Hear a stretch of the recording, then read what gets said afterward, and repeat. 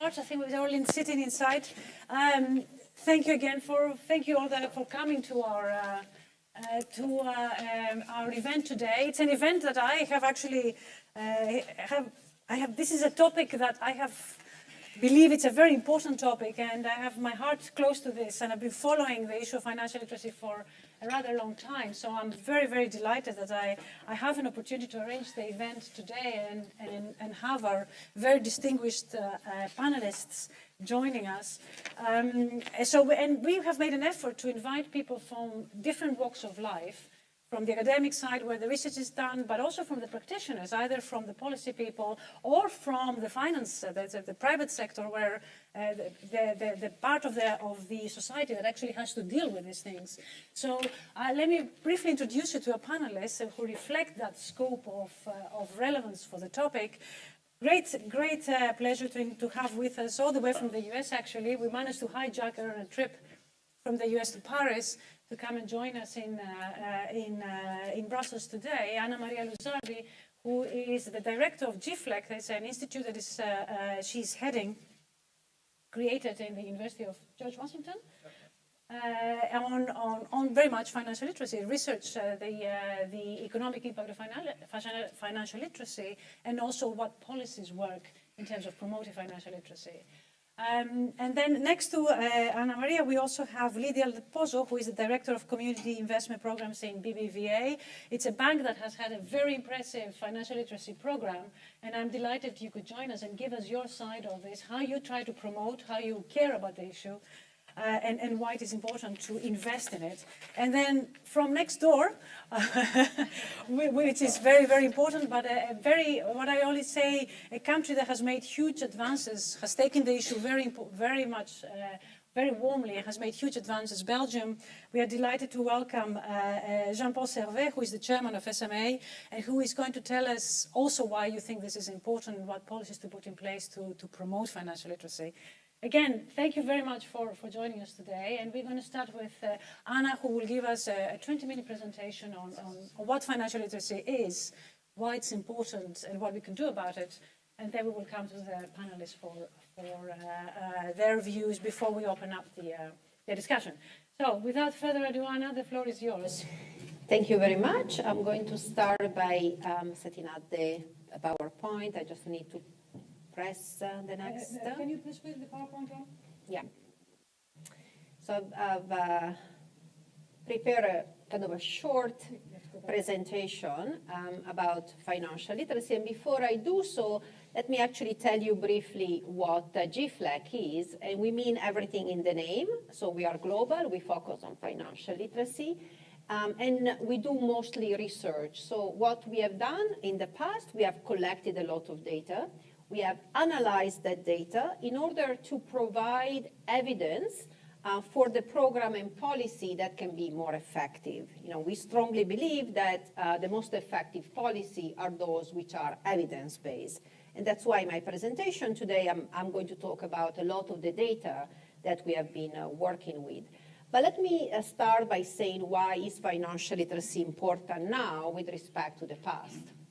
And it's mostly because we see a lot of changes, not just in one market, but in different sectors of the economy.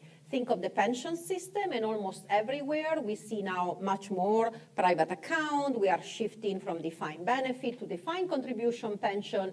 And this is a seismic change with respect to the past, because people are now in charge of deciding how much to save and how much to invest. They do so confronting a lot more complex financial markets. And it's not just the complexity in investing, it's also much more opportunity to borrow any large amount than respect to the past. We see big changes in the labor market and also in education, where we see a rise in the cost of education, and also other reasons to plan and save for the future. The reason why I list those reasons is to show you this is not just one sector of the economy. It's very broad. These changes are happening everywhere, and in a sense, we need to prepare for it. So what I'm going to do today, I'm going to try to answer three questions. how financial literate are people now that they are so much more in charge with respect to before to make important financial decisions. The second question is, but does financial literacy matter? In which way does it influence these financial decisions? And the third question is, which policy and program can affect financial literacy? This is, in a sense, what GFLAC has been doing for more than several years now. So let me start with the first question, which is how financially literate are people around the world? When we set up to measure financial literacy, we had to ask and figure out what is it we ask people in order to know whether they are financially literate. Do you ask whether they know the Black-Scholes formula so they can price convertible bonds and they are better able to invest, or what is it that you ask? Well, they only gave us 3 questions when we started this measurement journey. And so, we had to come up with 3 questions to measure financial literacy. And so I'm going to give you what have become known as the big 3. So these are the questions we asked to measure financial literacy. And as I'm showing in a moment, what we have gone for is a very basic concept, right? So the concept at the basis of the most fundamental financial decisions. So we ask whether people can do a very simple calculation in the context of interest rate. We ask about whether people know about inflation, and we ask about risk diversification. Why? Because financial decisions are mostly about the future. So you need to know about interest compounding, inflation, and risk diversification. I'm just going to read you the first question just to show you just how basic we are talking about. And that's why what financial literacy, I think, is about, is really that basic knowledge. So we ask if, suppose you have $100 in a saving account and the interest rate is 2%, after 5 years, how much do you think you have in this account if you left the money to grow? And I want to show you that, we don't ask people to do very complex calculation. We don't even ask if it is more than 110, right? We can only ask whether you can do a 2% calculation. And we also list a list of questions, including saying do not know or refuse to answer, so people are not forced to just choose an answer. And as you can see from the second and third question, these are relatively basic concepts that have to do with financial decisions. We have also been able to engage as many as 15 countries around the world, so Treasury departments, central banks in the Netherlands, and in other cases, to add those questions at the national level. So we are able actually to now compare across as many as 15 countries. We have called this project Financial Literacy Around the World, or FLAT World, which is the acronym. This is how we call this project. And we have been able to add this question even in the 2016 Survey of Consumer Finances, which is the data set that the US uses to do monetary policy. In the US in particular, we have been able to work with the regulator. This is for you, Jean-Paul, just because we work a lot with FINRA, Investor Education Foundation. We have actually started to collect in 2009 data on financial capability, which included those 3 questions. And so we have a new survey that really looks at the capacity of people to make financial decisions and also at their level of financial knowledge. And these are actually some of the data set I'm going to use today to illustrate some of the issues about financial literacy. So let me start by telling you how financially literate are Americans. So let's start with the country with the most advanced financial market. In the first wave of the National Financial Capability Study, we actually saw that 65% can do a 2% calculation, and 1 in 5 actually get this question wrong. In terms of inflation, 64% know about inflation, and again, 20% get this question wrong. But the question where you really see the lowest amount of knowledge, but also the shift in the way people answer the questions, is in the risk diversification, where now 1/3 of respondents, so 1/3 of Americans, even though they have probably made a lot of this decision, many American families invest in the stock market. In fact, 1/3 answered do not know to the question about risk diversification.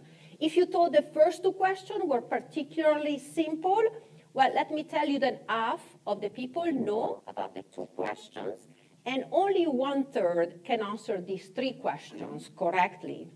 Let me turn to Europe, and I have chosen the Netherlands because we are closer to this, and mostly because of Maria. We use the Dutch Central Bank Household Survey. The Dutch know a little bit more about this 2% calculation, and they are less likely to be incorrect. They know a little bit more about inflation, but in the risk diversification, they are very similar, where 1/3 actually says do not know. When we look at how many people know about these 3 very, very basic questions, less than half of the Dutch population know about these 3 basic concepts. Let's turn to Asia for a moment. Let's go to Japan. In a sense, similar story there. 71% know about interest rate and 2% calculation. The inflation is particularly important here because if you remember, Japan experienced deflation more than inflation. In fact, 28% say do not know about inflation. But in the risk diversification, same pattern. A very high proportion of do not know. So what do we say is that the world is flat indeed when it comes to financial literacy. In all of the countries, basically only a minority have a basic financial knowledge. Risk diversification is what is most difficult to grasp. Of course, it is a difficult concept, and there is a prevalence of do not know answer. These results, by the way, are pretty robust, and I'm going to show you another survey, but we did recently a survey in Europe with 10 European countries, mostly Western Europe, working with Allianz. And again, this was a question about risk literacy, and we saw over and over that people have a lot of difficulties in grasping the concept of risk. So let me just say, because I teach personal finance, that most countries, in fact, get an F when it comes to financial literacy.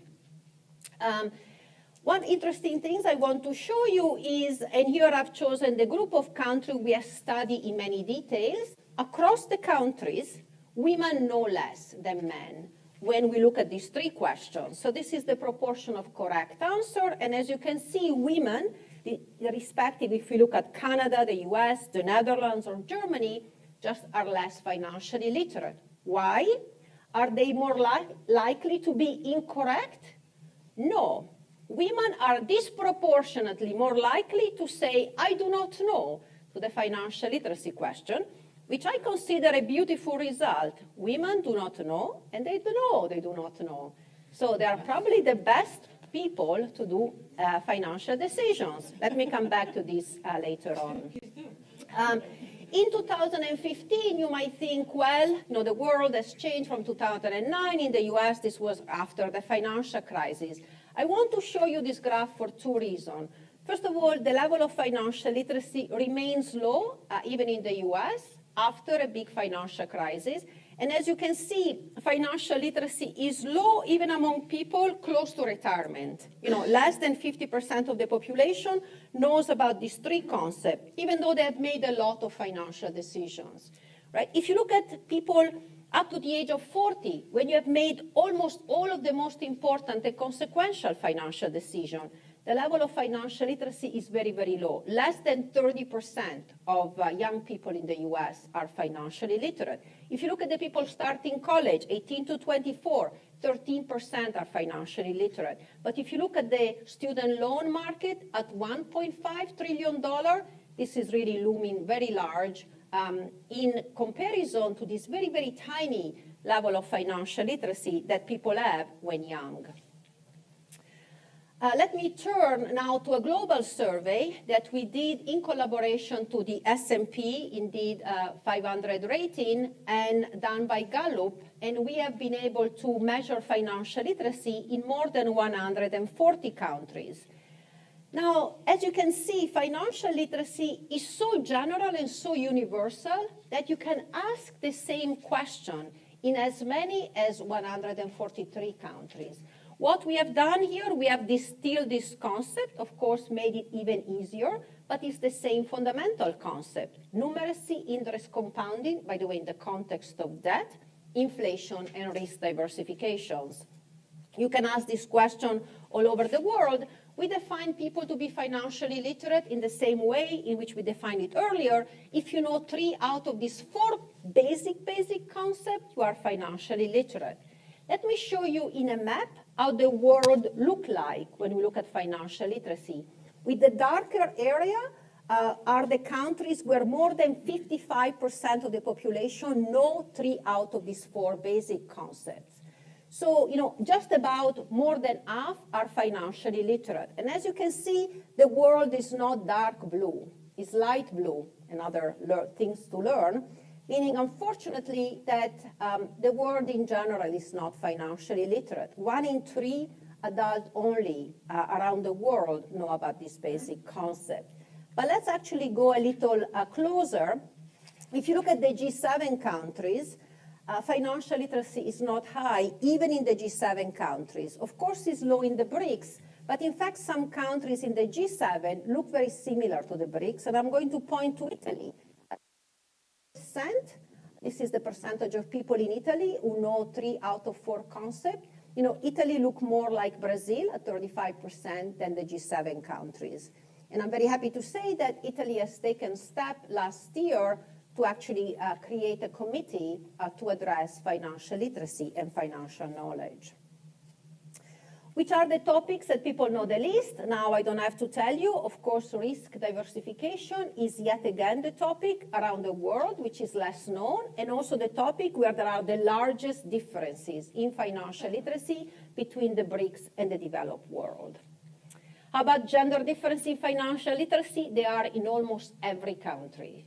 In every country, women know less, but why? Because disproportionately in every country, women are more likely to say, I do not know. So it doesn't matter where you ask this question, whether it is Italy, Brazil, Ghana, or Japan. In all the countries, women have that tendency to answer in that way. Does financial literacy matter? Why do we care about measuring when people know the ABC of finance? Because it matters, and it matters a lot.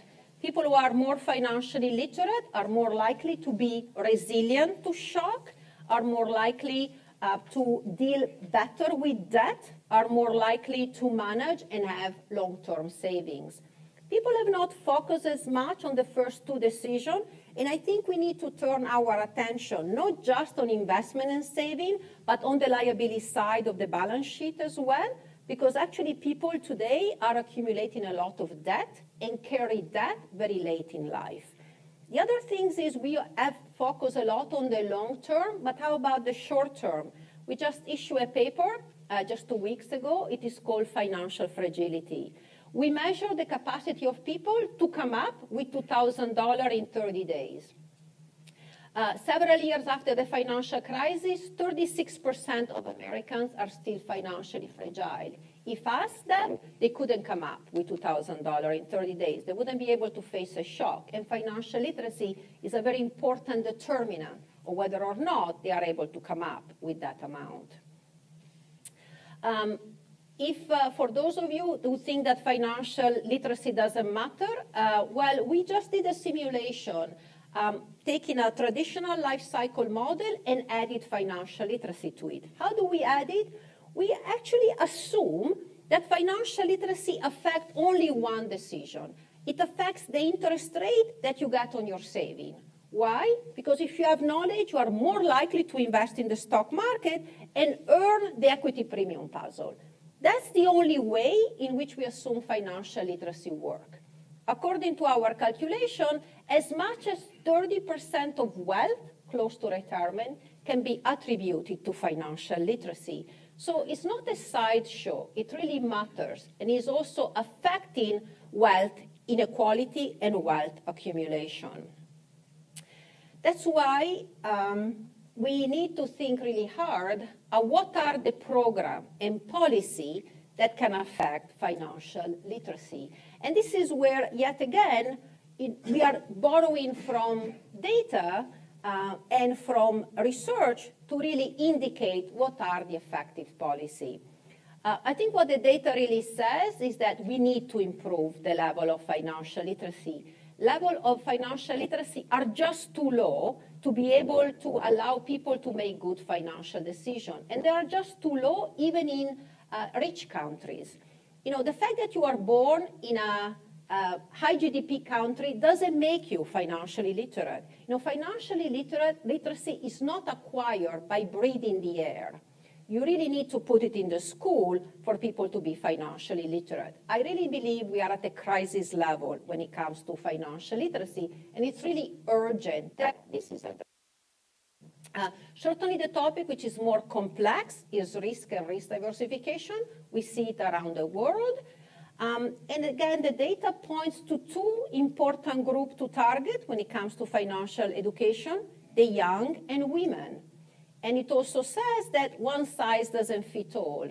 Differences are too big to just have very simple policies, and that's why I think it's very important to have tailored programs, and I'm going to mention some later on. So given widespread financial illiteracy everywhere, we need large and scalable programs. Single initiatives are probably not going to be able to do much. And this is why, for example, financial literacy has not improved in the countries that have not taken a lot of action. As you know, many countries are now have a strategy, a national strategy for financial literacy. As many as 70 as of last year have implemented national strategies. Without that, I don't think you can actually have and make significant progress. So we need a large program, and I think we need to start with the young. We need to have programs for the adults as well, because they are also not literate, not financially literate, and the workplace can be an ideal place where to find the young, and also the places where people go to work, and we're going to talk potentially about museum, if you like, later on. How about financial literacy among the young? I want to make a couple of remarks about those, in the sense that we can have this initiative at the, of course, national level, but also at the local level. In which sense? I think it's very, very important that we start in the school and we add financial literacy in the school, because we need to improve this basic financial knowledge. Everybody needs financial literacy today. And also the young have an incredible asset, which is time. As we sleep, interest compounding work. This is actually what I tell my students, and we need to use that resource in their favor. That's why it's so important to concentrate in the young.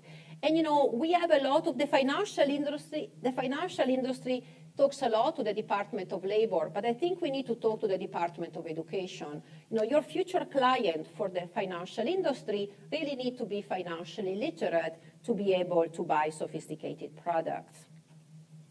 We don't need necessarily initiative at the national level. Even if we all start at the local level, if you all ask for financial literacy in the school, I think we can make progress. As I arrive at GW, we actually have set up a personal finance course for the student. In the same way we teach corporate finance to manage money for the firm, we can use those concepts to manage your money.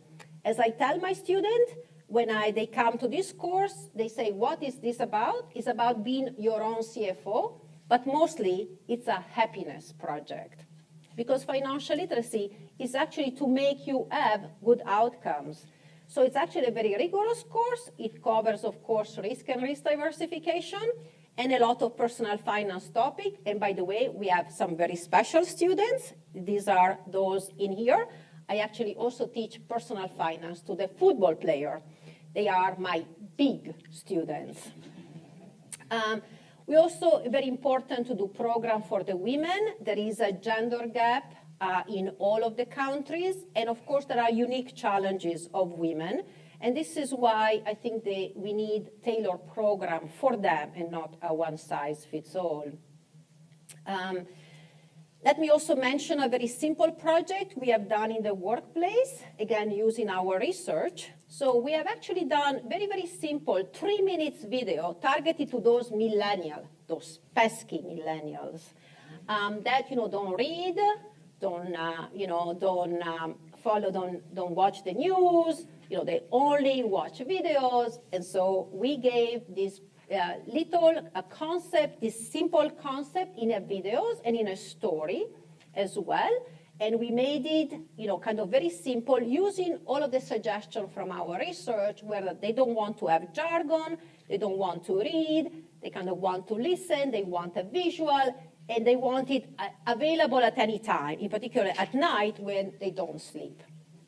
So, we have done these very simple videos, and we actually done an experiment with that. So we have a control group and a treatment group, and what we have found is not only that financial knowledge increased even after watching a very simple 3 video, but this video affected all age group, and this knowledge persisted even 8 months after doing this initiative. And this is just to tell you that with this very wide financially literate, even simple program can have big effect.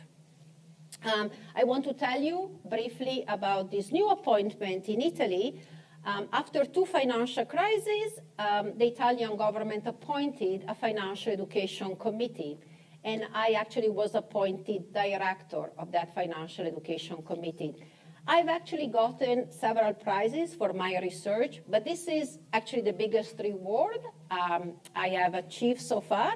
So I get to work on financial literacy in my own country.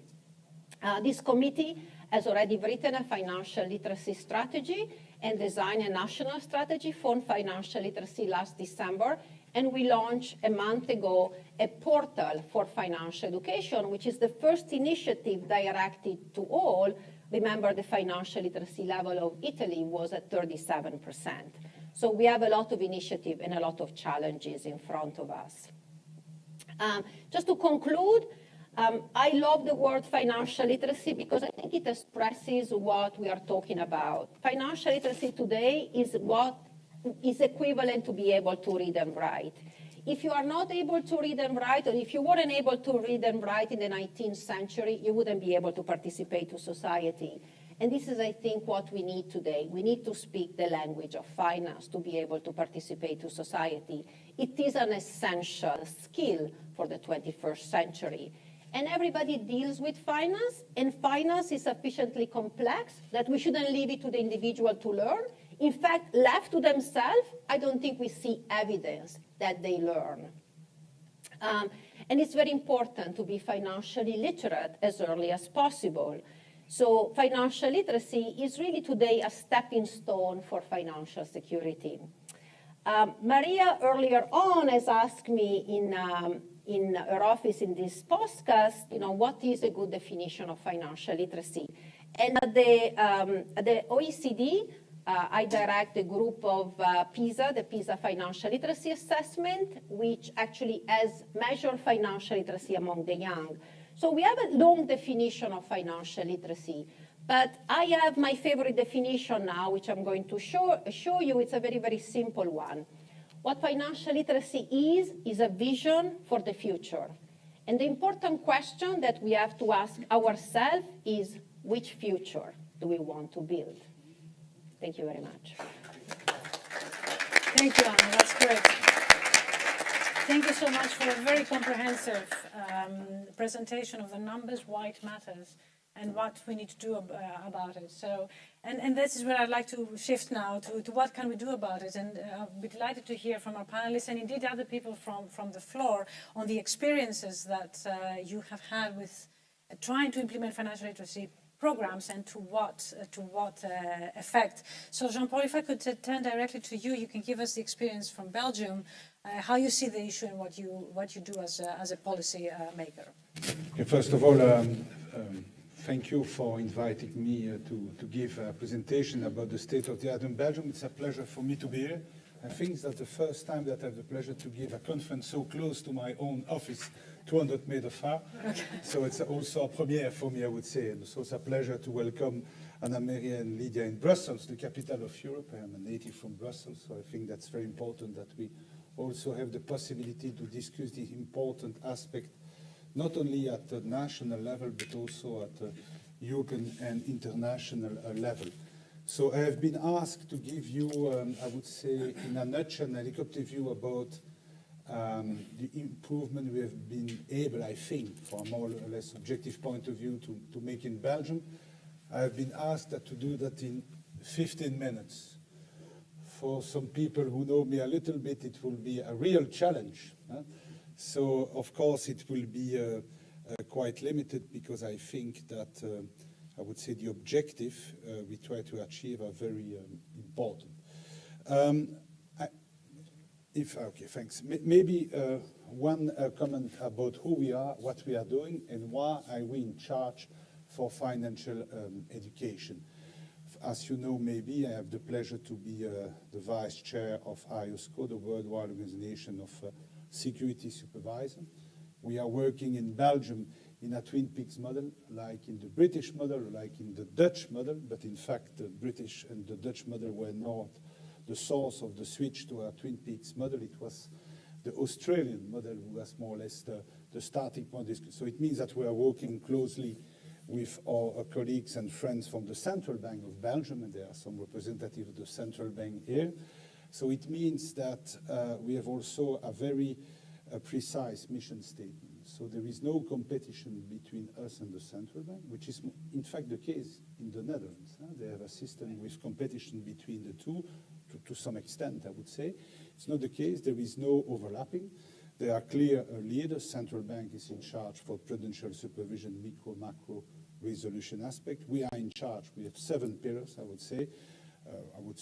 Generally speaking, many aspects, but not all the aspects relating to consumer protection, market supervision, product supervision, rule of conduct supervision, MiFID, brokers, pension. We are there acting as a single supervisor, because the pension funds in Belgium are not systemic. And last but not least, financial education, which was something new. And I have to tell you that it was not the case at the time that we used to be a single regulator. And frankly speaking, I am quite proud to tell you that I lobbied a lot at political level with my team in order to be in charge for a contribution to improving financial education of consumers. What does it mean? It means that we don't think that we are the only one supervisor to be on board. For instance, the Central Bank are managing their own center about the history of money, their own mission statement. We also think that one of the key aspects in order to have a useful journey, in order to improve financial education, is a kind of partnership. We think that as many as possible people have to be on board. Public-private company, people from the academic side, like you and like other people, and we are working closely with a different university in Belgium. But what does it mean also to have a successful, I would say, strategy? A strong involvement of the team in charge for that. A strategy, but I would say a realistic strategy, especially when you start from scratch, which is, I think, the case for many countries, not only G7, G20, but also at worldwide level. And I fully agree with you that there are no main difference between the so-called big markets and the other ones. So I'm still very impressed by what they are doing in Brazil, in Mexico, in many African countries. So they are making progress which are absolutely impressive. So we have to think about it, and we have to avoid that even with excellent PISA ranking, is the case for the Flemish education system, who was involved in the exercise, even you have the best ranked after China, some Chinese province. Even with such an excellent result, I would say, for a part of Belgium, was involved in the PISA exercise, I strongly believe, in fact, that we need to have an improvement, which is the case, I think, in Belgium, but of course I'm not objective. For this, we need a strong involvement of it.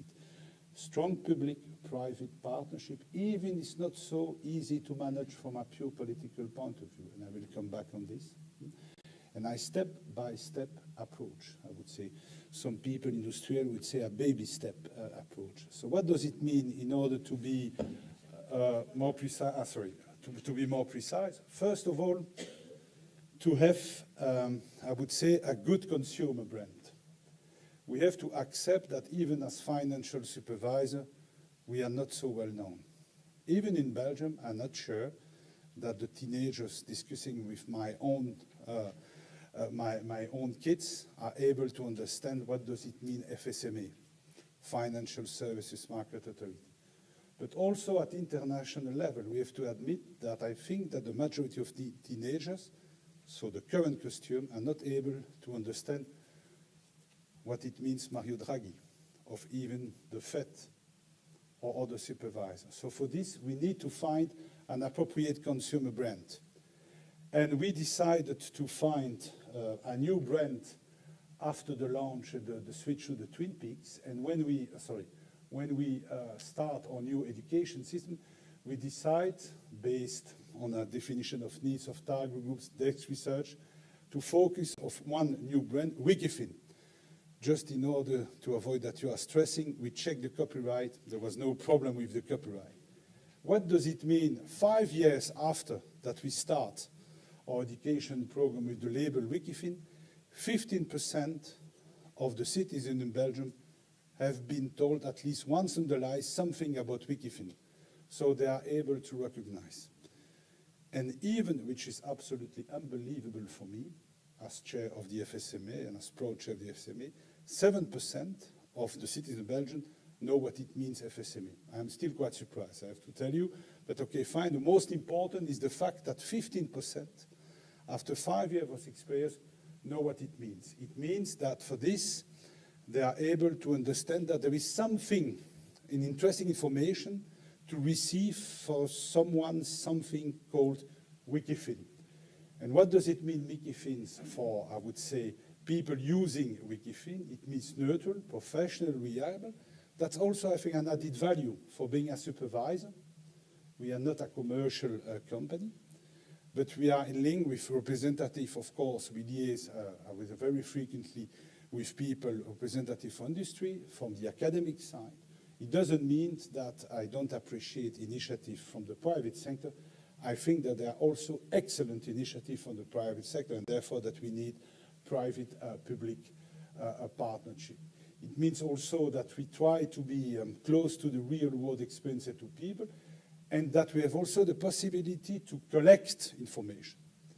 At the same time, I think that one mistake that we had to avoid to make, it was to think that financial education means explaining what we are doing.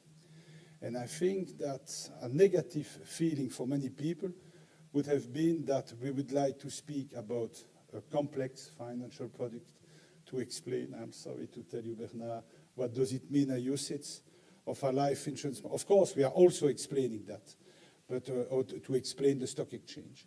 What we had to find, it's a communication channel in order to explain from a Socratic point of view, if I may say, which information do you need at different step of your life. So I would say that the approach construct on the basis of a lifestyle. Which information do you need when you get married? Very important. Which information, I'm sorry to tell you that, do you need when you get divorced?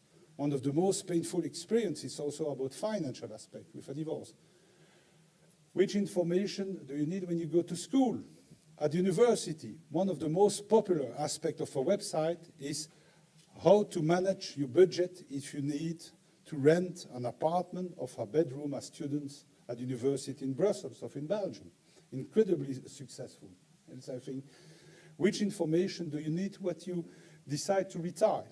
So I would say day-to-day experience and not linked with difficult aspects, because if we would start to explain what does it mean and usage, structure, product, stock exchange, and also financial products, it means a niche activities, and maybe something which was not expected, but also, if I may be frank with you, something much more difficult to explain from a political point of view.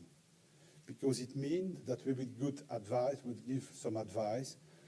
Do you need to invest in a stock exchange product? Do you need to invest in a usage, a life insurance, etc.? I think that that was something that we had to avoid, and that's the reason why we decided to construct a strategy, I would say, in fact, not 4 pillars, but 3 pillars.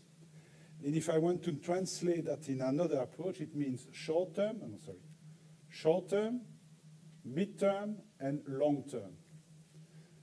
Because I think that was one of my leitmotifs, due to the fact that we had to start from scratch as one of the 2 supervisors specialized in financial consumer product supervision. We need to have what some consultants are used to call, good or bad consultants, a quick win. We need to find communication channel to be very rapidly available, and short term means general public, means to manage our own website. Stakeholders, that was the midterm. To be present, to try to organize, I would say, a partnership between different public and private partners, to be there for some events every year, not only, for instance, in the framework of fairs, of clubs, of investors, but most of the time, to be there where people don't expect that we would be there. And that's, I think, one of the successful aspects of the so-called Money Week. And last but not least, the long term, the educational system, and I will focus on that, and our new lab, our new financial education, which I hope will be launched next year in 2019. First of all, I would say a new portal, Wikifin, with a very easy thing to understand.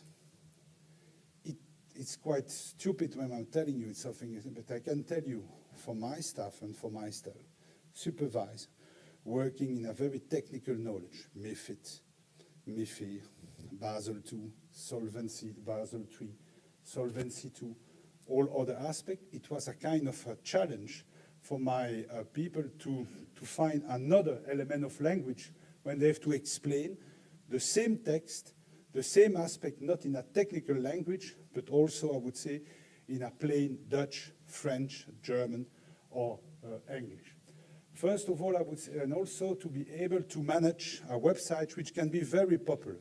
And frankly speaking, I am still impressed by the statistic we are now running. From time to time, I don't believe in my own figure, frankly speaking. After 4 years, we had the pleasure to be visited by a bit less than 8 million people. 8 million people. Of course, we are not as popular as Bruegel. Annamaria of BVVA, of other people. Of course, we cannot compare with the Kardashian of a football club, but I think that as publicly supervised, we can be proud of this, especially with the learning curve, which is like an exponential curve, because last year we had the pleasure to be visited by a bit less than 3 million people. So it means that there is a kind of reflex. People know in Belgium, well, I need some information about pension. I need some information about how to finance my budget as students. I need some information about, I would say, some aspect relating to how to get married and divorce. I think they have a kind of reflex to go, to switch to Wikifeed, which is not only something which is fed by the staff working at the level of SMA, but we have also a lot of partnership with the industry, with other supervisors, the Ministry of Finance, the Minister of Pension, the Ministry of Economics. So there is a kind of consensus to say, if we need to find a communication channel, we can use Wikifin, and because it's also translated, if I may say, in a kind of plain Dutch, French, German, or even from time to time English language. And so, of course, the kind of communication we are using with a lot of video, can tell you it's also a challenge for a supervisor to use video picture. It's not my family, because I used to be like this when I was a teenager, but to go straight to the point. That's for the first pillar. The second pillar, called midterm, is to find some interesting event to organize from time to time with other partners. Money Week. Frankly speaking, I don't have any problem to confess that in public, I was not convinced in Belgium, as Belgian citizen, to launch and to organize a Money Week. Of course, in Anglo-Saxon countries, of course, in Nordic countries, even in a Protestant country like the Netherlands, which is also an experience managed in the Netherlands, which is sponsored by Koningin Maxima for more than 10 years, it was quite obvious. But in a country like Belgium, and you know what it means, a country like Belgium, an easy country to manage, to speak about Money Week, it was not something very easy to manage. What's the place of the money in the education, the curriculum vitae? Is it something that you need to speak with teenagers? Many teachers have to be convinced. Therefore, when my staff tried to convince me to organize 3 years ago a Money Week, I wouldn't say that I was enthusiastic, because I know what it means to have a money week with many people in the schools, especially for teenagers. Therefore, we used to play with this kind of fantastic game. The first one is called GRT Pépette for the French-speaking people, so how to manage your money, a budget pret in the Dutch language. And the last one, just in budget. First year, we had the pleasure to see 30,000 kids, age 8, 9, 10, 11, 12 years, playing with that. Of course, we had the pleasure and the honor to be sponsored by the Queen of Belgium, Queen Mathilde, who is every time there, going into school, every time available in order to sponsor this kind of money week playing. Second year, 50,000 kids playing every year with our two games. And this year, 70,000. Incredible for me. So it means that we had the pleasure to have 2,000 classrooms of teenagers having asked to receive freely our games. It was also something which was, I think, stressing, a very interesting paper published yesterday in the afternoon. You see that a supervisor will supervise everything. When you strongly emphasize the fact that financial education, it's always something for the early stage, for kids. Of course, it's not so easy. I have to confess you that I had to discuss with some minister in charge for education to explain that the objective was not to explain to kids that they have to love the bankers of the interest or that they have to invest in the stock exchange.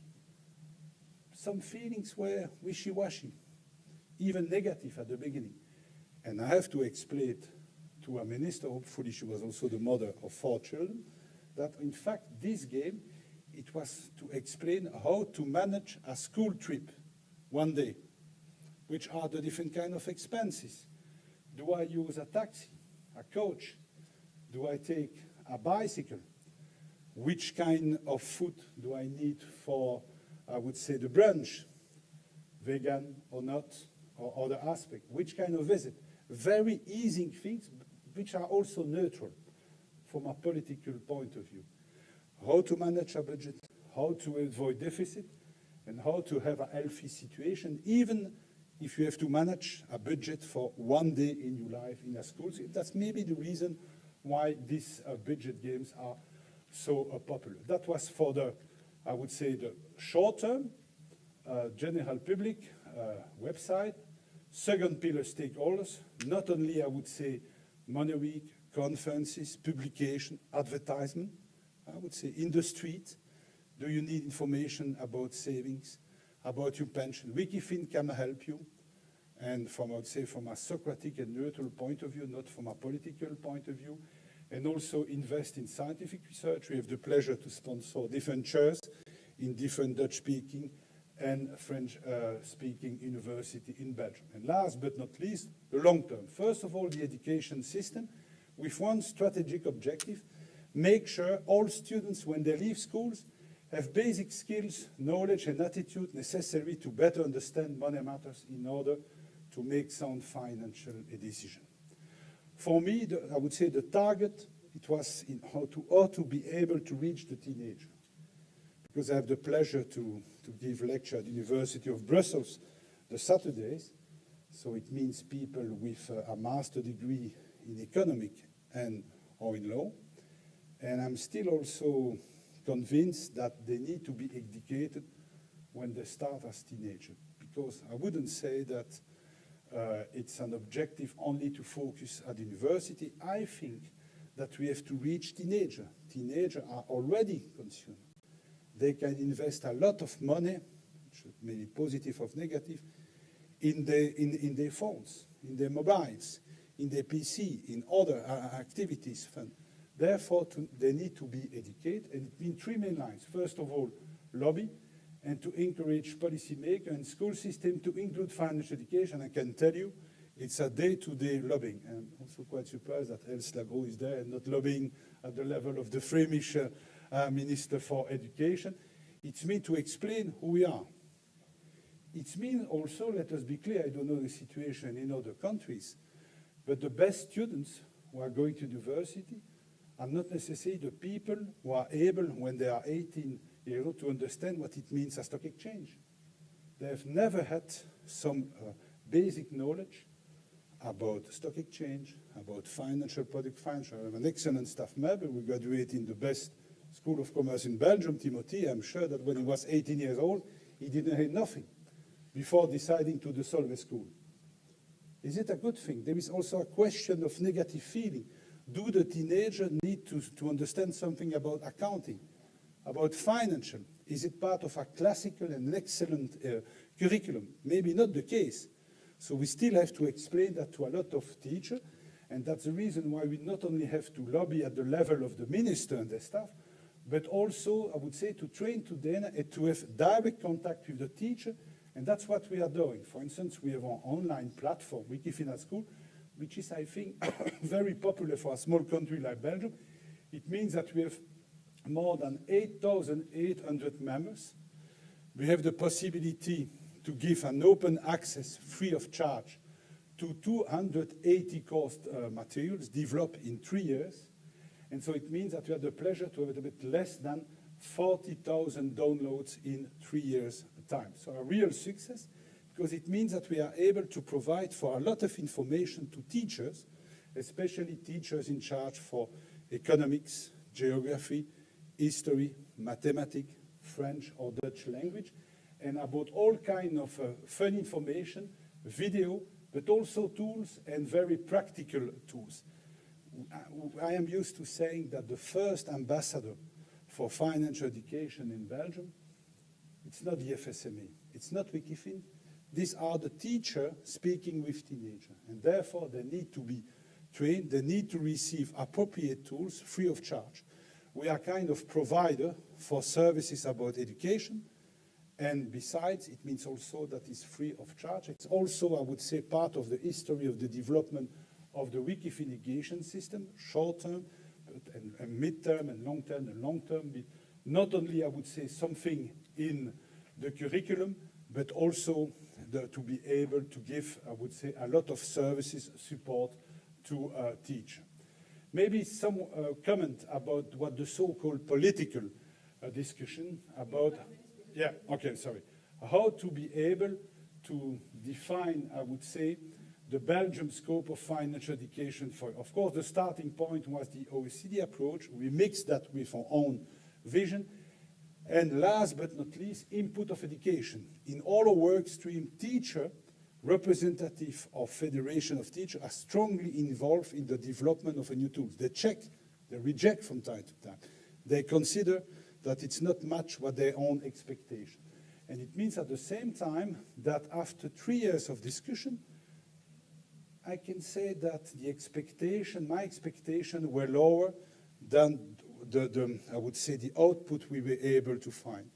It means that we have in discussion at Flemish level, in order to have something, especially for teenagers who are at 13, 14 years old, devoted to financial education. But at the same time, we are still in discussion in order to find an appropriate level of content.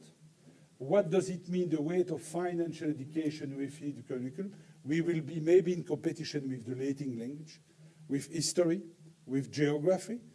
The same, I would say, as far as the French-speaking financial education is concerned. And Belgium needs also to be able to take into account diversity. I'm not sure that the way we discuss financial education is the same kind of dialogue that we have for Dutch-speaking people and French-speaking people. I think that maybe the monetary concept is more easy to manage in Flanders than in Wallonia and in the French-speaking part of Brussels. Of course, there are many common bridges, but from time to time, there are some accents which has to be fine-tuned because the realities are not necessarily exactly the same. It means also teacher training and how do we assess competence. And last but not least, I would say, of course, we have also research project, and I've seen representative of the Flemish University of Leuven. We have a strong scientific partnership with the KRL in order to develop with such material about, I would say, financial literacy. And last but not least, that's the very long term, and very long term means the day after. It means 2019, we will have the pleasure to launch, not far from me, in one of the buildings, a new financial education center called the Lab. The objective is to give the opportunity for people who are teenagers to test their financial knowledge. It's not about the history of money. It's about, I would say, some different kind of aspect. There are three main lines, I would say. The guidelines, I would say, the leitmotif will be how to be able to manage your budget. And then you will have three different parts with a lot of interaction, support, high-tech, fintech, everything, use of PC and mobile and so on. Because, of course, if you want to speak with teenagers, you need to have such an approach. You will have three different parts. The first one is to understand what are the influence whenever you have to take a decision from a financial point of view about advertising. The second aspect, what are, I would say, the consequences of a decision about your savings? And last but not least, what are the impact of the decision about the global society and company? And for this, we are checking a lot of tools in order to be attractive for teenagers. And the objective would be to give the opportunity for many people to come from Brussels and to combine their visit not only with a visit at the level of the lab managed by the FSNA, but also to be able to visit other centers, other museums in Brussels, because we are in the center for Brussels. This is our strategy at the present time. Thank you very much. That's Thank you. very comprehensive, very impressive. Thank you. I'd like also to hear from the private markets, because you talked about private-public initiatives. I think that's very, very important. So, Lydia, why don't we go straight to your intervention, and then I would also like to spend some time asking the public for their views. Thank you very much for inviting us to give this presentation today. As Maria said, I work at BBVA, and there I manage the community investment programs, where financial literacy is one of the programs. And for those of you who don't know BBVA, I assume everyone does, but maybe you don't, it's a financial institution based in Spain. We are present in 30 countries, and we have more than 75 million clients and 130,000 employees. So you have a little bit of an idea of our scope. So I wanted to talk, Maria asked me to talk about our practice, and I refuse to talk about specific programs and tell you about the programs and the things we do. But rather, I would like to structure my presentation in like three parts. First, telling you which is our background on financial education, then how we learn about what we did and which are the lessons that we learn, and how we change our strategy a little bit considering those lessons. So we began financial education programs back in 2008. And in these 9 years of operation, we have invested 73 million euros in financial education programs to train 11.6 million people. Financial literacy is important to us, not only because it allows people to take better financial decisions and more informed decisions, which is something that you have here with my colleagues, but also because it strengthens the financial system, because we will be confronted with better savers, more conscious savers, and also better debtors. So, as I said, we launched our first financial education program in Mexico, and this was a program aimed at the unbanked population. So, our objective there was to provide training to people who was just accessing the financial services market, with no knowledge, no skills on how to use financial products and services. So we wanted to give them training, and we did it through workshops. And there were workshops like about planning, about the responsible use of the credit card, about credit, about savings. And nowadays we provide more than 30 types of workshops. And we try to accompany people throughout the whole financial life cycle. So we are not only addressing specific needs, but as you mentioned before, we go through every live event that requires a financial use, and we try to give some training there. But very, very soon we realized that financial education was not only for the unbanked population. at those years, and I'm talking about 2008 and 2009, the economic developed countries were immersed in a very, very serious financial crisis. And we realized that the population in those countries was also lacking knowledge, skills, and competencies to use products and services. And they were unable to conduct themselves in a financial world that is more and more sophisticated, that brings more complex products, and also diversified channels. So we started providing financial education in schools. And we wrongly thought that the financial education we have to provide in these societies was to children. And I say wrongly thought, not because children don't need financial education, and I totally agree with my colleagues and with the OECD that you have to provide financial education as early as possible. But the thing is that adults, we also lack a lot of knowledge on financial education, and we were not aware of this. So, as I said, we provide financial education for children since 2009. We started in Spain. Then we went to Mexico and the US, and we designed these programs 100% with pedagogues and educational experts. And the programs are provided by teachers, and we have only eventually help from our BBVA volunteers. But we really believe that to get into the schools, you really have to leave the experts to do that, and not us.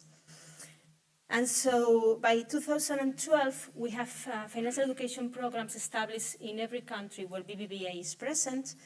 And we had very important lessons that we learned. And I'm going to tell you several of them. The first thing is that this is a lifetime training. So all segments of society need financial education training. Not only children, not only adults, not only entrepreneurs, not only micro-entrepreneurs. So we have a big task ahead. Another thing I agree with my colleagues is that we learn that one size doesn't fit all. So we realized that we needed to use different channels, different training methodologies, and different approaches depending on the segment that we were approaching. So this depends obviously on the age, but also in the culture, the socioeconomic background, the literacy level, the digital literacy level, very important, even the internet penetration of the country. Because BBVAs in many countries, some of them are very technological advanced, but some of them, they don't have internet at all. Another big lesson that we learned is that measurement is key. We had spent 3-4 years giving financial education in the schools and also to the unbanked, and we didn't have an idea of how these programs were really changing the behavior of people. We didn't know if they were changing our behavior or not, and how.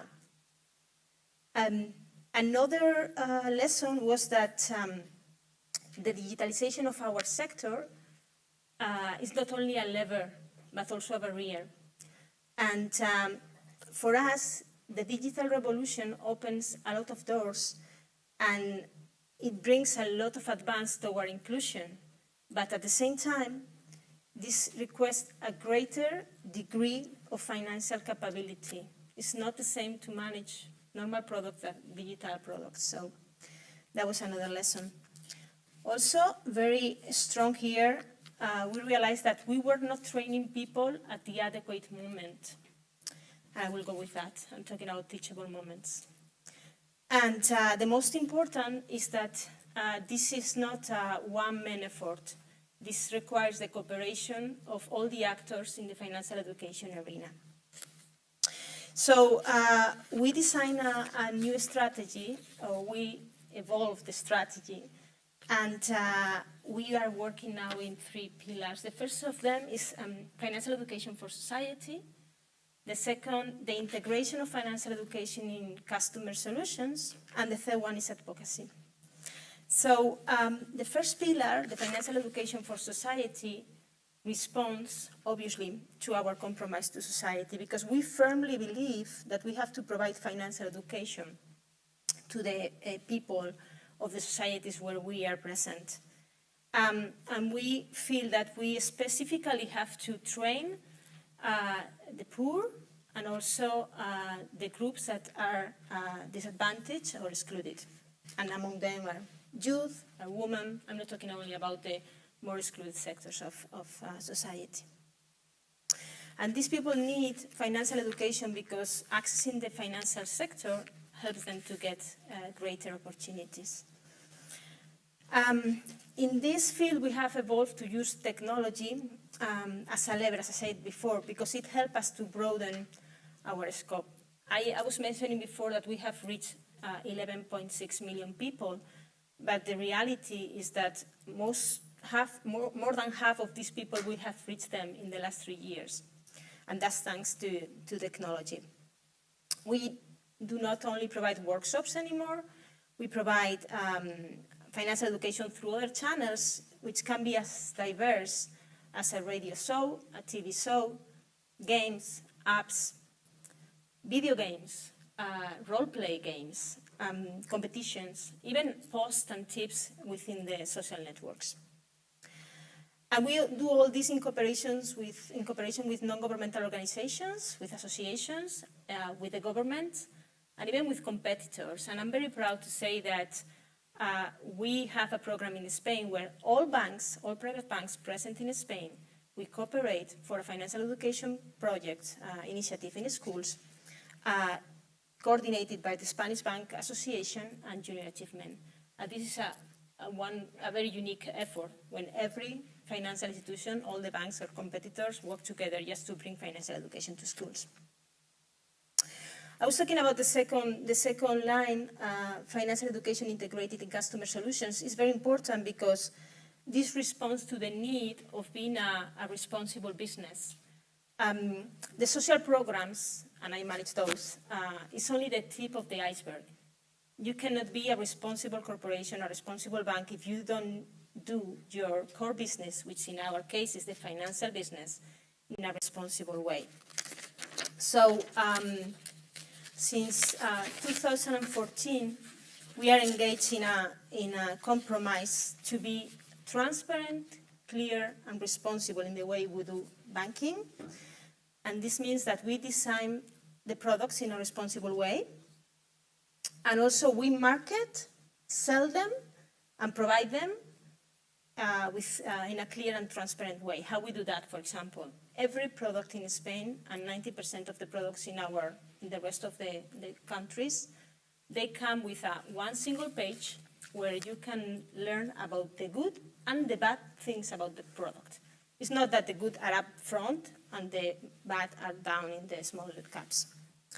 So this is a big effort, as you can imagine, because then you are fighting with marketing and sales. When you tell them, no, in this mortgage you have to put the TAE like this big, because the customers have to know that this is going to happen. Or when you are selling a credit card, you have to say that if you don't pay everything at the very day of the month, they are going to have a 20% or whatever of interest. Another thing Jean-Paul said before, that we provide target financial education to our clients. And there we go with the adequate moment. We provide financial education in what we believe is the most adequate moment to provide it. We call this a teachable moment, and this is the moment when a client is searching, buying, or comparing a product. We also use big data and commercial intelligence to measure and understand whether our clients have the knowledge, the skills, and the behavior, and these three things are equally important, to enjoy a good financial health. And for us, financial health is something that allows a client to overcome a moment of challenge, but also to fulfill their dreams. So we are in the midst now of designing products and services that help our clients to have a good financial health. The third pillar is advocacy. We have talked about it a lot. BBVA is very active, collaborating with key actors in financial education. As I mentioned before, we believe that this is a no one-man exercise. This requires the cooperation of regulators, governments, academia, financial sector. And we cooperate a lot in those countries where a national financial education strategy is in place, which, by the way, is not in every country. So it's very difficult sometimes to try to push further private initiative, several private initiatives like we have, when the rest of the country is not going in the same direction. So I would like to finish to underline two initiatives that we have on that respect and share with you a reflection. The first one is that for BBVA, financial education was so important that from 2010, we started cooperating with the OECD. Actually, the financial education PISA report that you learned before has been done by the OECD with the support of BBVA. We decided to support economically the OECD, to pay for the methodology that had to be created, and this is the creator here on my side, and also to help countries to get into the evaluation. And we have supported 3 exercises, 2012, 2015, and the upcoming one. Also, coming from our experience, we created the Center for Financial Education and Capability, which is just a digital platform. Since we are in the praxis, we knew that there were a lot of practices, a lot of publications, a lot of research, but there was not one single place where everything was included globally. There are many platforms, local platforms, national platforms, but not a global one. So we aspire to be a center for information regarding financial education, and we do foster research. We recently launched a call for expressions of interest, asking researchers of every part of the world to submit proposals of research for every aspect of financial education. And we will pay researchers to do this. Also, we hold a conference every year, the EduFin Summit. We held it last year in Mexico. It was a great success for us. It was the first year we were doing that. And then there were 250 attendees from 19 countries. We have people from as far as India, Morocco, obviously the US, Mexico, Latin America, Europe, attending the conference just to share the knowledge on financial education and to bring new things on the table. And no offense, but not only measurement, but the new things that you have here, the gender gap, the youth, the digitalization. I mean, things that were not yet out in the public. Maybe in the research centers, yes, but not in the public. And so we are going to hold it this year in Buenos Aires, and we'll do it around the B20 meeting in Buenos Aires. We think it's a great framework to hold a financial education conference with all the governments there and the business people there. And this is my reflection I wanted to share to finish, and is that obviously collaboration is between the governments, the practice, the academia, but we also need the collaboration of multinational organizations. And I don't know if someone from the European institutions here, but I think the role of organizations such as the European Commission is crucial here. Because as I said before, if we need to foster national strategies, countries are not going to do it on their own if they don't see it interesting. So the role of the Commission is very important. We were thrilled to see that in the high-level expert group, included financial education as a recommendation for developing sustainable finance some weeks ago. But then we saw with disappointment that the European Commission was not including financial education in the final action plan. So, yes, as I said before, I think for the Commission to promote cooperation within the countries is crucial to really establish financial education strategies at national level. And that's all I wanted to say.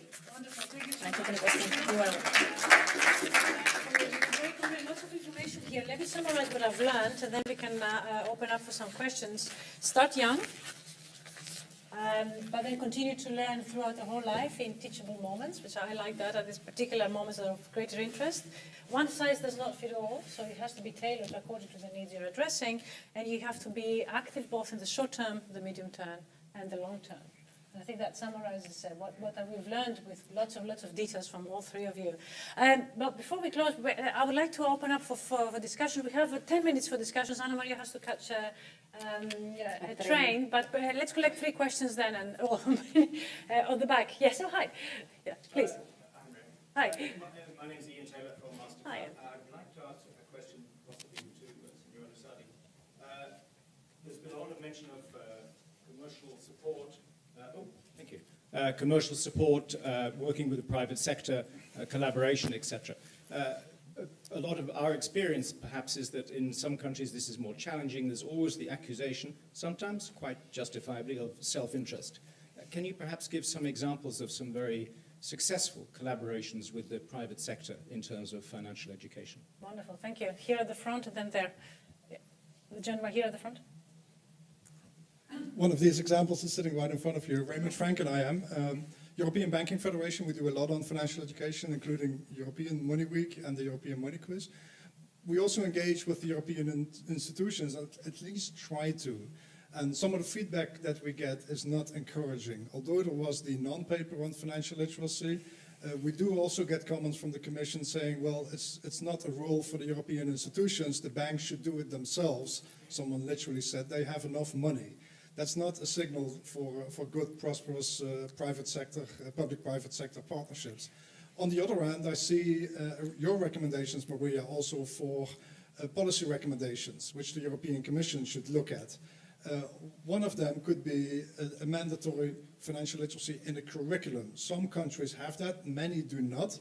It would be good to hear the view around the panel to see whether financial literacy should be mandatory in the curriculum in the country's education system. I know what Annamaria was saying. So, yeah, so but let's do last questions there, and then we have to come back to the panel. Thank you. I will ask not how Can you introduce yourself first? Sorry, my name is Alessandro Gallo. I'm a student in political sciences. I will ask how do you think is perceived to be effective to be financially literate? I started from a point, from a perspective of a liquid society, where the people try to get outside the classical way, the Keynesian way of conceiving the economy. They use, for example, the Bitcoin, the crypto values, which is a system that goes out of the national system, of the classical system. So while I see that there is a financial literacy need according to a classical way, I also perceive that might be a need from society to go outside this classical way. In terms of politics, I think about the case of Italy, where the people try to get outside the classical way and try to be more supporting of new type of parties that get outside the way how we conceive the classical politics and also the classical way of the economy. So I think, do you think that we need to get also a new way to get to know more the millennials' needs and so on? And the very last question there, we come back to Anna, you go first. Yes, my name is Annamaria Lusardi. I work for the European Commission. Okay. As an economist. In fact, I was in charge of the first behavioral study on consumer decision-making on retail investment services, which was used to prepare the review of the PRIPS legislation. So, well, thanks to Bruegel, first of all, for putting together such an excellent panel. I have a few questions. I'll be very quick. The first one is, do you have also besides age and gender, do you also have the breakdown by socioeconomic group? And the reason why I'm asking is that Shafir Mullinaithan put forward the thesis according to which the very condition of being poor causes bad decisions, also in finance. The second one is, how do you reconcile your argument, which I understand, with the idea and the fact, actually the observation that the most financially literate persons got it badly wrong during the financial crisis. So, and you know, if education is a panacea and Americans are so financially literate, you wouldn't have needed the 2009 Card Act on transparent and fair practices. I would have liked a few more words on the structural supply side features that make it difficult for people to take good decisions. And finally, just a comment on claims on youngsters' time. I go to a workshop on environment. We should teach them about ecology very early stage, sex the same, good nutrition. If all these claims were to be adopted, my daughters in school wouldn't learn geography, Italian, Okay, history. that's fine. They would We learn, understand. I understand. Yeah, sure, and so on. sure. Thank you very much. The last question in particular, I think it's the last question. Right, exactly. I'm going to start with the last one, which is, I think, actually, the point is to live in today's society, we need to have that basic knowledge, right? So we need, we are now taking care of ourselves, for our health. We are taking care of the environment. And we need to take care of our finances. And this is why we need that basic skill. I actually think it's essential to be happy. It's about happiness, it's about well-being, it's not about behavior. And so, I'm not claiming that people have to become, expert or so on. It's just a basic skill that we need in today's society as we are doing all of these things. And that's how society evolves. And, we need to make room for this in the schools. It's going to be hard, but I think if we don't do, we are probably going to pay a high price. So, for the US, they were not financially literate. That's actually the surprising thing. We assumed they were. Right? We assume that a country with a well-developed financial market knows about these things. In fact, they don't. And in fact, the level of financial illiteracy is very, very high. Even a country with very well-developed financial market don't assume that people know because they live in a country with a well-developed financial market. The costs are staggering. The cost of ignorance is very, very high. Ignorance is not bliss, and I think ignorance is not an option. And I agree with you, there are lots of other things we need to do. We need to think about supply. I don't think that, financial education is a panacea or is like the only way we are better off. You give financial education, we have solved the problem of the world. Absolutely not. But I think we have done a lot in kind of fixing the structure, thinking of macro policy. We forgot about the individuals. The individuals have lots of constraints, have lots of biases, but they make decisions. And I think we need to equip people to make decisions. So our claim is not a grandiose claim, but is a claim that in today's society, you need to have that basic skills. And if you don't, you are going to suffer and society will going to suffer. Even the poor, certainly capacity constraint, if your major worries is about how to end the day, right, you are going to have a lot of capacity constraint. But according to our research, financial literacy is even more important for those individuals. So I think, it is important, and it's not just for the poor, it's also for everybody, and in particular for some vulnerable groups. Do we need to, teach outside of the rules? First of all, I actually think that financial literacy is at the basis of democracy. And if we, ask people to vote on something they do not understand, it's not obvious to me what we are asking them to vote. Right? People in Italy don't understand what the public debt is, what a deficit is. They don't understand how the economy works, and they don't understand budget constraints. And if you don't do that, then you can tell any stories. And you can cheat people.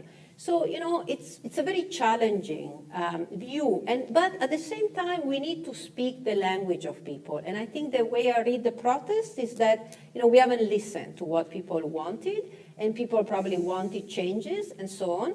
And so, I don't want with financial literacy, again, save the world, but I think I want to give people some really basic skills. In terms of good partnership, I actually think the financial sector has an important role to play. But I think, bankers are not teachers. So we need to find a way in which they support really great initiative via institutions which are actually able to do so. In particular, in a moment in which the trust in banking system is so low, people don't want to be taught by bank or by credit card companies and so on because there is a conflict of interest. But if there is a committee that, for example, coordinate activity, if the funds go to institutions like the OECD, if they go to other sectors, that can really direct those finances and they can be acknowledged, I think there is great opportunity to do so. My best example, and I think the best investment in my view that was done was on the PISA financial literacy assessment, because we finally know how to measure financial literacy among the young, and we discover that the young know nothing, and we need to address that.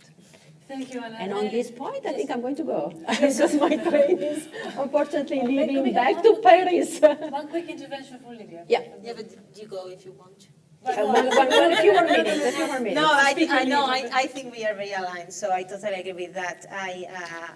We were responsible for that PISA methodology, and we did it the way it does. We put the money, we trust the OECD and the researchers were doing the methodology. We never intervene. We don't get the results in advance. We just cleanly leave the money because we believed in financial education. And then I also agree with what you were asking, if you go to a different market, cryptocurrency, things like that, I think I agree with Anna. This is on the base of the knowledge. And that's why I love the new terminology we are using, the financial health one, because at the end of the day, it's not about financial institutions. It's about how you behave with your money, how you are able to overcome the challenges, and how you are able to pursue your dreams. And financial education, institutions don't have anything to do with that. It's about the person and the relationship of this person with money. So I think it's something, and if you go to the new educational approaches for regular education, competencies of the 21st century, they are not talking about geography, not maths. They are talking about how build up individuals that are able to behave in the future that is coming, which is uncertain future. I was 2 days ago in the finance, it's our conference, but the Sustainable Finance Conference, and I keep remembering the words of Ban Ki-moon, the previous Secretary General of the United Nations, that we are the last generation to stop the climate change, and we are the first generation to end poverty. So this is what we have to do, and I'm sure that obviously probably there are some teachers here, but it's true that the technical aspects of education are important, but it's more important how a person behaves and how again, follows the dreams and outcomes the challenges. I'm afraid I really have to finish here, but thank you all for coming, for taking the money. I'm sure you have to catch a train, so we have to finish here. Please join me in thanking all the speakers for coming.